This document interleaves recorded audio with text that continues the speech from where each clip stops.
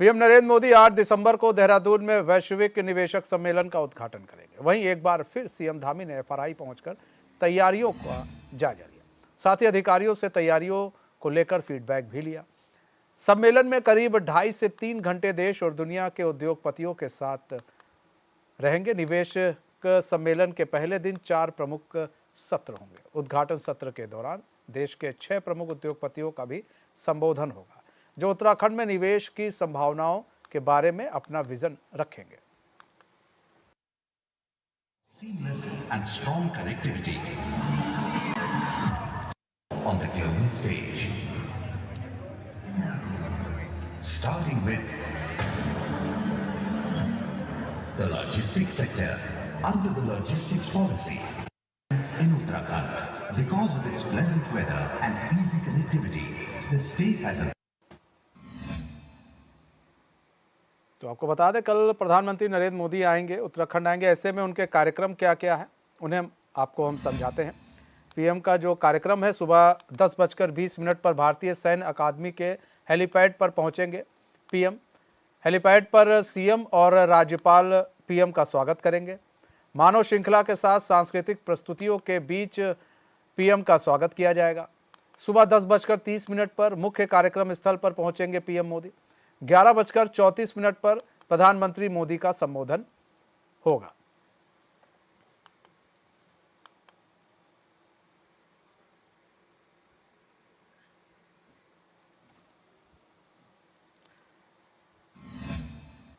तो चलिए अब आपको बताते हैं सम्मेलन में कितने सत्र होने हैं। वैश्विक निवेशक सम्मेलन में पहले दिन होंगे 4 प्रमुख सत्र। पहले दिन उद्योग और ऑटो, फार्मा, शिक्षा, स्वास्थ्य के सत्र होंगे। रियल एस्टेट सेक्टर पर आधारित सत्र भी होगा। सत्रों में केंद्रीय मंत्री और देश दुनिया के कई प्रमुख उद्यमी शामिल होंगे। कई देशों के राजदूत भी इन सत्रों में अपनी बात रखेंगे। वैश्विक निवेशक सम्मेलन में दूसरे दिन होंगे 8 सत्र। पर्यटन व नागरिक उड्डयन और स्थापना, फॉरेस्ट सत्र, allied sector, partner country, industry और स्टार्टअप सत्र, आयुष और वेलनेस, बागवानी और पुष्प उत्पादन, पार्टनर कंट्री सत्र होंगे।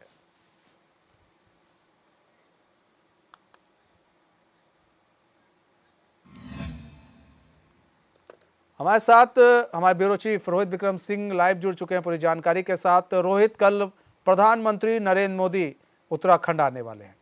ऐसे में अगर हम पहले तैयारियों की बात कर लें तो क्या कुछ तैयारी है प्रधानमंत्री मोदी को लेकर, और उसके बाद उनका क्या क्या शेड्यूल रहने वाला है प्रधानमंत्री नरेंद्र मोदी का?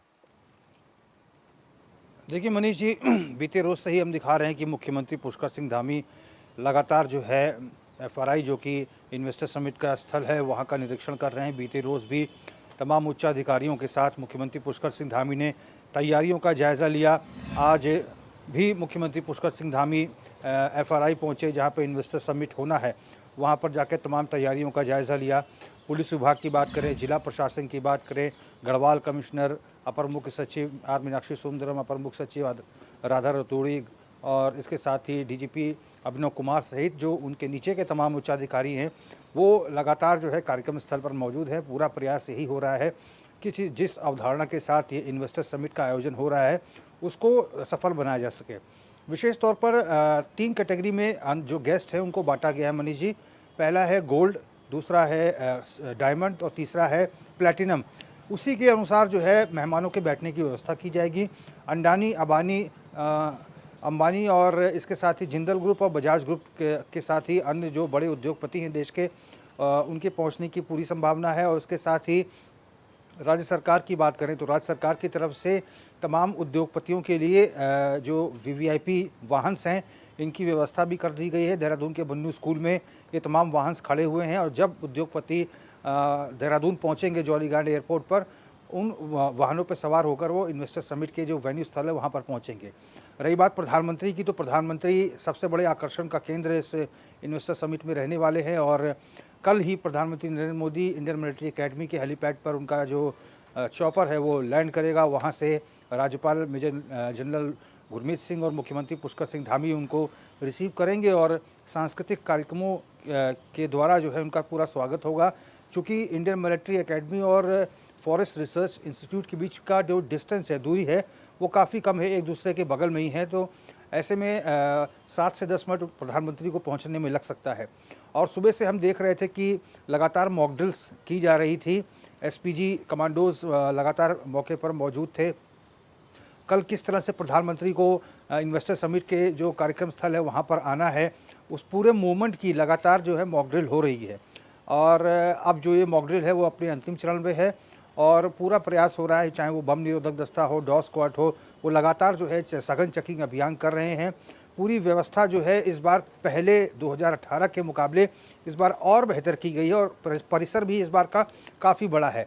इसके साथ ही जो सहकारिता विभाग है उत्तराखंड सरकार का, उसके द्वारा तमाम जो है स्टॉल्स लगाए गए हैं, जहां पर लखपति दीदी योजना जैसे तमाम जो परियोजनाएं जो उत्तराखंड में संचालित हो रही हैं, जिससे महिलाओं को सशक्त बनाने का प्रयास किया जा रहा है। ऐसे स्टॉल्स पर प्रधानमंत्री नरेंद्र मोदी करीब 10 मिनट तक का समय देंगे और उत्तराखंड में इन योजनाओं से महिला कितना कुछ लाभान्वित हो रही हैं, इसका पूरा फीडबैक लेंगे। और करीब 11:30 बजे के आसपास प्रधानमंत्री नरेंद्र मोदी का संबोधन होगा, जो कि मुख्य संबोधन होगा। और चूँकि प्रधानमंत्री कई मंचों से कह चुके हैं कि आने वाला दशक जो है उत्तराखंड का दशक होगा, तो निश्चित मान के चलिए, चूँकि 2018 के परिप्रेक्ष्य में अगर हम बात करें तो जो इन्वेस्टर समिट हुआ था, हालांकि टारगेट बड़ा था, लेकिन 40,000 करोड़ का ही निवेश उतर पाया था। और 2 साल जो है पूरी देश दुनिया जो है कोविड काल के संकट से ग्रस्त थी। ऐसे में ये महामारी ना होती तो और भी बड़ा निवेश उत्तराखंड में आ सकता था, क्योंकि व्यापार जगत से उद्योग जगत में बहुत सारा नुकसान उद्योगपतियों को भी हुआ था। इस बार जो है परिस्थितियां बिल्कुल अनुकूल हैं। इस बार का सेटअप बहुत बड़ा है। इस बार सरकार की जो दूरदर्शी सोच है वो बहुत बड़ी है।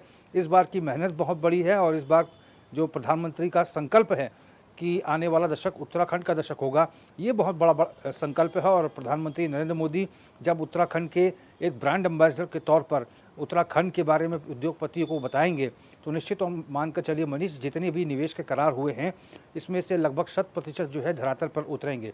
और राज्य की मंशा भी यही है, चाहे वो अरोमा का सेक्टर हो, हर्बल का सेक्टर हो, बागवानी का सेक्टर हो, टूरिज्म का सेक्टर हो, योग का सेक्टर हो, ऑटोमोबाइल्स का सेक्टर हो, IT का सेक्टर हो, एजुकेशन हब की बात हो, होटल इंडस्ट्री का सेक्टर हो, टूरिज़्म की बात हो, इन तमाम सेक्टर में राज्य सरकार ने विशेष तौर पर फोकस किया है। और जैसा कि हम लगातार डे 1 से बता रहे हैं कि 30 पॉलिसीज़ को जो है सरकार ने लिबरल बनाया है, उनमें संशोधन किया है ताकि उद्योगपतियों को लाभ मिल सके। और इसके साथ ही 6,000 एकड़ का लैंड बैंक सरकार ने उद्योगों के लिए रखा है। 15,000 एकड़ के लैंड बैंक पर पहले ही उद्योग स्थापित हैं। और इसके साथ ही इन्वेस्टर्स फ्रेंड की नियुक्ति की गई है, जो ज़रूरी दस्तावेज जो है उद्योगपतियों को बनाकर देंगे। सिंगल विंडो सिस्टम के तहत सारे काम होंगे ताकि औद्योगिक घराने के जो प्रबंधन तंत्र है उसको खासी मशक्क़त ना करनी पड़े। तो ये तमाम प्रयास जो है सरकार के द्वारा, राज्य सरकार के द्वारा किए जा रहे हैं। और जब निश्चित तौर पर जब प्रधानमंत्री कल पहुँचेंगे, उनका जब उद्घोष होगा, वो जब संबोधन करेंगे, तो उत्तराखंड के लिए, उद्योगों के लिए, उद्योगपतियों से मांग करेंगे कि आप उत्तराखंड आइए, उत्तराखंड में उद्योग स्थापित करिए। उत्तराखंड में बहुत अनुकूल परिस्थितियां हैं, उत्तराखंड में लॉ एंड ऑर्डर बहुत अच्छा है, उत्तराखंड में क्लाइमेट बहुत अच्छा है। तो ये सारी चीज़ें हैं जो उत्तराखंड के पक्ष में खड़ी हैं, राज्य के पक्ष में हैं। सरकार पहले से ही आश्वस्त कर चुकी है, तमाम जो अधिकारी हैं उनको पहले से ही हिदायत दे दी गई है कि इन्वेस्टर्स की सुविधा को ध्यान में रखते हुए आगे की प्लानिंग की जाए। बस अब 2 दिन का इंतज़ार है, कल का और परसों का। उसके बाद देखते हैं कितना इन्वेस्टर्स जो है उत्तराखंड की तरफ अपना रुझान करते हैं। लेकिन फ़िलहाल जो है FRI जो कि इन्वेस्टर समिट का जो कार्यक्रम स्थल है, वहाँ पर जो है अधिकारी, कर्मचारी सभी रोटेशन पॉलिसी के हिसाब से अपनी ड्यूटीज़ दे रहे हैं। कल सुबह 9 बजे से ही सरकार की तरफ से ये एक आदेश आया है और एक तरह से एक इन्फॉर्मेशन आई है कि जो भी गोल्डन पास के जो गेस्ट हैं या फिर डायमंड पास के या प्लैटिनम पास के, ये सभी 9 बजे तक पहुंच जाएं।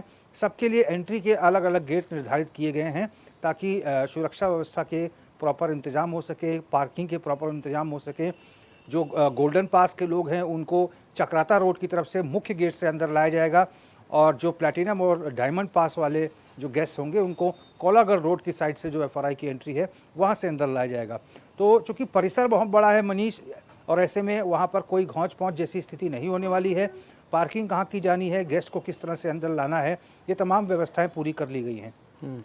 अच्छा, ऐसे में देखिए बात की जाए अगर हम इन्वेस्टर समिट की, बड़े बड़े उद्योगपति यहाँ पर आने वाले हैं और कहा जा रहा है कि इस बार का इन्वेस्टर समिट काफ़ी खास होने वाला है।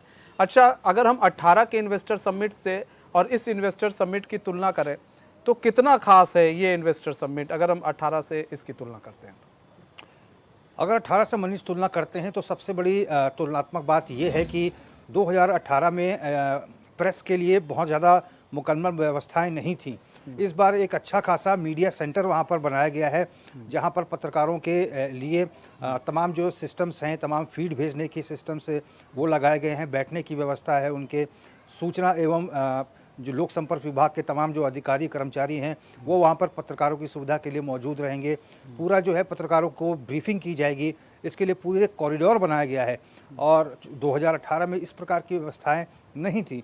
ये एक बड़ा परिवर्तन है और इसके साथ ही जो सेटअप है इस बार का सेटअप बहुत बड़ा है और निश्चित मानकर चलिए कि पिछले बार से हर बार सरकार कुछ ना कुछ बेहतर करना चाहती है। कुछ कमियां जो पिछली बार रह गई थी, इस बार सरकार ने उन सबको भी और पहले से बेहतर किया है।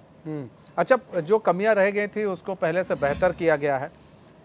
क्या लग रहा है इस बार? आप बड़े करीब से आप देख रहे थे पूरे चीज़ों को और अब तो जो उद्योगपति हैं उनका भी आना चालू हो गया है।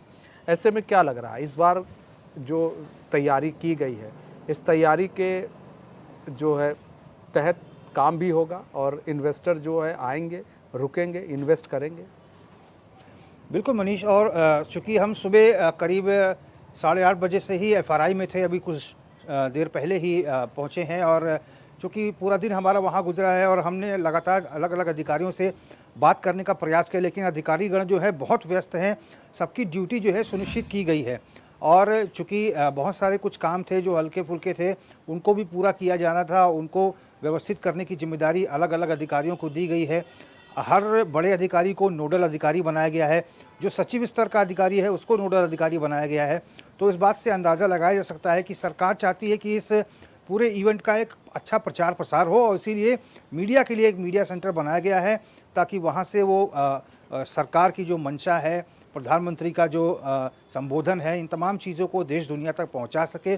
और चूँकि कुछ क्षणों में या फिर कुछ घंटों में हो सकता है कि सारी व्यवस्थाएं जो है पूरी हो जाएं, लेकिन कल सुबह से ही तमाम जो अधिकारी और कर्मचारी रहेंगे वो सब अलर्ट मोड पर रहेंगे, क्योंकि 9 बजे तमाम जो मेहमानों को बैठ जाने के लिए कहा गया है। तो कल का दिन बहुत महत्वपूर्ण है उत्तराखंड के लिए। 9 तारीख का दिन भी बहुत महत्वपूर्ण है, क्योंकि 9 को भी गृह मंत्री अमित शाह भी आएंगे, क्योंकि वो भारत सरकार में सहकारिता मंत्री भी हैं। तो ये 2 दिन बेहद खास रहने वाले हैं।